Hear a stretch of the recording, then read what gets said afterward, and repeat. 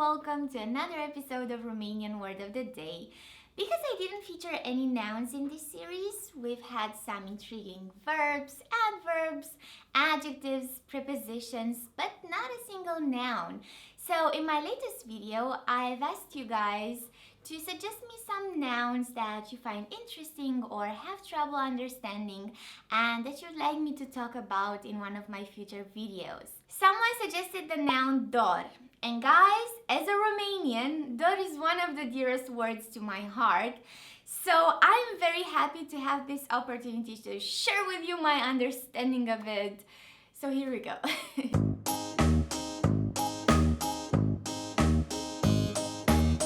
DOR is considered to be a profoundly Romanian concept, and it claims no direct translation in English. It is translated roughly through nouns like longing or yearning, or when it's part of verbal constructions, the most common verb that is used as an equivalent is the verb to miss someone or something. Romanians love to make an entire philosophy out of this concept, and many will tell you that DOR goes way beyond these translation attempts, that it has a deeper and more meaningful connotation, and that no word in English can render all of its shades. It has been compared to the Portuguese saudade, the Russian tasca, or the German Sehnsucht, and DOR does seem to share many similarities with these sensations, but at the same time, it remains a sensation of its own that is typically Romanian.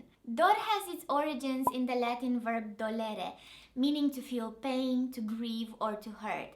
And it can be understood as a strong emotional state of melancholy or nostalgia in which you long for something or someone that used to be part of your life, that used to bring you happiness, excitement, or simply made you feel good, but is now absent, far away, or forever gone. It is not just one particular feeling, but a mixture of emotions and moods.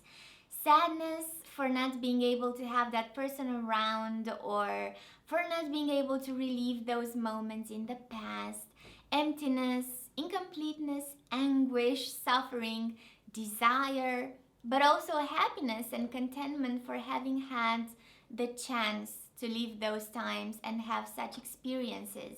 I found this beautiful quote by Constantin Nico, a renowned Romanian philosopher, and I thought I should share it with you because I do think it catches somehow the essence of DOR.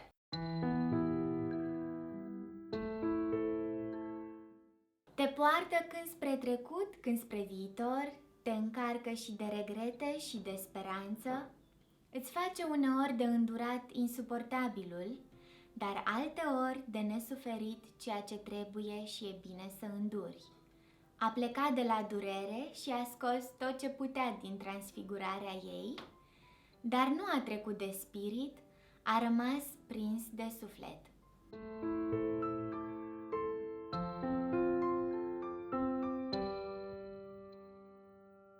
I'm aware of how abstract these considerations sound. As I said, Romanians love to philosophize about this word and mythicize it, but I hope I could make you guys grasp the essence of it. So let's now have a more profane and practical approach to it. I'm sure you would like to know in what situations we use DOR more exactly and what grammar aspects you need to consider when using it. And I'm going to start with the grammar. DOR is a neuter noun, and it is most frequently used as part of a verbal construction that consists of the verb a fi and a dative noun or pronoun which refers to the logical subject of the sentence or the person who experiences the sensation of DOR. For example, îmi este dor de tine. As you probably know, in Romanian there are cases when you can sort of merge words together. So a shorter and more practical version of this sentence would be mi-e dor de tine. As you can see in this example, DOR is followed by the preposition de, which in turn can be followed by an accusative noun or pronoun that designates the person or thing one misses or feels DOR for.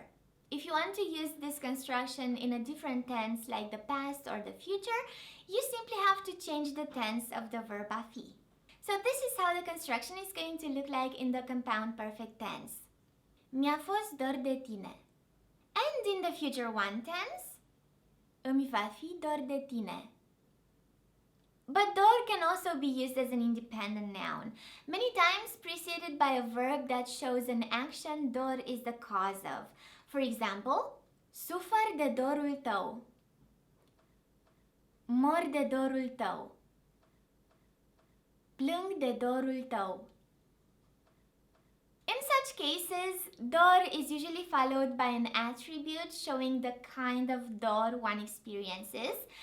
And this attribute can either be a genitive construction or a noun preceded by the preposition de. Now let's have a look at some of the situations when we can use the word dor. When someone you love is absent or far away and it's been a long time you've last seen or met them. Mi-e dor de prietena mea cea mai bună. When you've lost someone dear. Mi-e dor de bunica. When you miss home or a dear place you haven't been to in a long time. Mi-e dor de casă. When you miss doing an activity you used to love or a past habit that would bring you excitement. Mi-e dor de orele de limba română.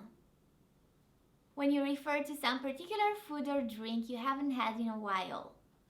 Mi-e dor de sarmale. When you've lost or no longer have something that you used to like a lot. Mi-e dor de mașina mea. And last but not least, here are some common expressions using the word dor. Aduce dorul. În dorul Lelii. Dor de ducă. Alrighty, that's about it for now. I really hope you enjoyed watching this video and that you've learned something new. If you have any suggestions for future episodes, I'm always very happy to read them, so leave them in the comments. Okay, I'll see you next time. Be happy!